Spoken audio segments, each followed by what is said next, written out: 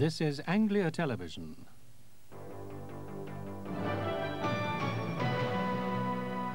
Hello. King Hussein of Jordan arrived in London a short time ago for talks with the Prime Minister John Major on the Gulf crisis. He's visiting European leaders before they meet on Friday in emergency session. Well, today the Foreign Office advised Britons to leave Yemen and Jordan. President Bush is now considering sending his Secretary of State James Baker on another peace mission to the Gulf. Ending a long Christmas-New Year holiday during which Mr. Bush held firmly to the no compromise, no concessions line, he didn't even wait for the first working day to summon his top officials to review Gulf policy. While the key military players in the peace were there, Defense Secretary Dick Cheney and US Top General Colin Powell, attention focused on the Secretary of State James Baker. White House sources say much of the meeting focused on the pros and cons of sending Baker to the Gulf for a third and possibly final time to secure a diplomatic solution. Vice President Quayle, just back from the Gulf, is briefing President Bush about now. Whilst in the Gulf, he talked of objectives rather than methods. This year, 1991, Saddam Hussein will leave Kuwait. If President Bush believes James Baker can achieve that in peace and with honour, he'll send him to the Gulf before the weekend. Alistair Stuart, ITN, Washington. The actor Dennis Waterman, who starred in the ITV series Minder, has been fined £250 and banned for 3 years for drinking and driving. It's the second time in less than 4 years that Mr. Waterman's been banned for driving over the limit. Figures out later today are expected to show a fall in drink driving over the Christmas period. Company bankruptcies in England and Wales are at their highest level for 10 years, according to a new independent economic survey. It's the worst set of figures ever recorded. Although most of the failures were small companies, some well-known high street names also became victims of the recession.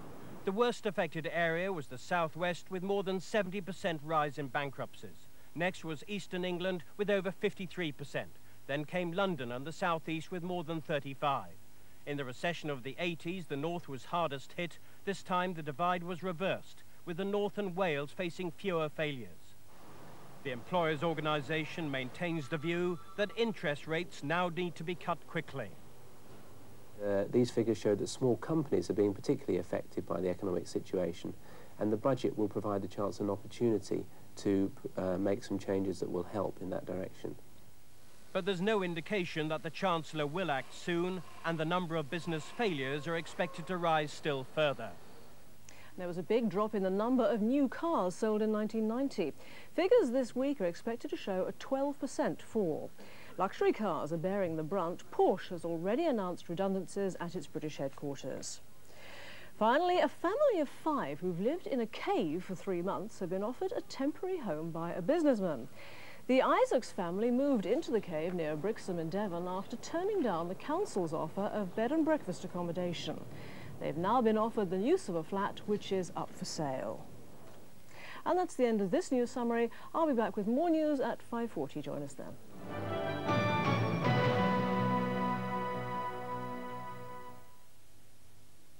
In The Young Doctors this afternoon, the Steeles' plan to escape prison comes a cropper. Find out more after Anglia News has covered the stories where you live.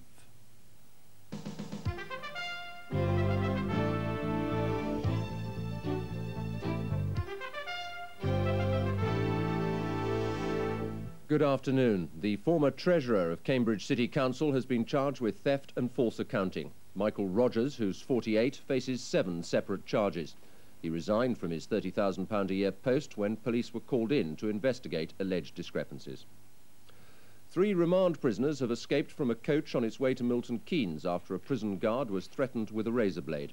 The men, all in their 20s, were being transported to Newport Pagnell Magistrates Court from Bedford Jail when the guard was grabbed. They ordered other guards to undo their handcuffs, and the men fled into the Coffee Hall estate. A full-scale search was launched, but no sign of the escapees has been found. A 74-year-old woman has died in a fire at her home at Silverstone. Florence West of Brackley Road was found in the first-floor bedroom of her blazing home in the early hours of New Year's Day. A dozen firemen took more than an hour to bring the blaze under control. It gutted both rooms and destroyed the roof. Police say there are no suspicious circumstances. 2 people are being questioned by police following a fire in the home of a family of 5 in Luton early this morning. The The family were taken to hospital suffering from the effects of smoke inhalation after escaping from the fire in Whitecroft. Police in Cambridge are hunting for 2 men who attacked and mugged an 18-year-old youth last night. The men, one of them brandishing a baseball bat, attacked the youth as he was walking along Carlton Road. The victim, who was robbed of £10, suffered a fractured cheekbone. Teenagers in Peterborough have been protesting today against the closure of the city's Big R bowling alley and the rollers skating rink. They've collected 15,000 signatures on a petition which they presented to the Mayoress, Mrs. Brenda Swift, at the Town Hall. The council's chief executive is meeting with the receivers of Big R Leisure to delay the sale of the complexes to a car auction company. Councillors want more time in the hope that other buyers committed to maintaining leisure facilities may still come forward. And finally, an injured tawny owl rescued by firemen from a tree in Northamptonshire has been freed today. The bird became entangled in fishing line that had been blown into branches by high winds at Sywell last week. It was suffering from a badly injured wing.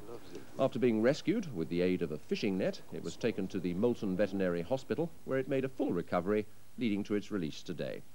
And a quick look at the weather. Tonight will be much colder, with temperatures down to 3 or 4 degrees Celsius. The southwesterly wind will be fresh to strong at times. Tomorrow will be colder than today, with temperatures around 8 degrees Celsius, and again a strong southwesterly wind. The summary then: tonight, some rain at first, becoming drier. Tomorrow, there'll be sunny intervals and a few blustery showers.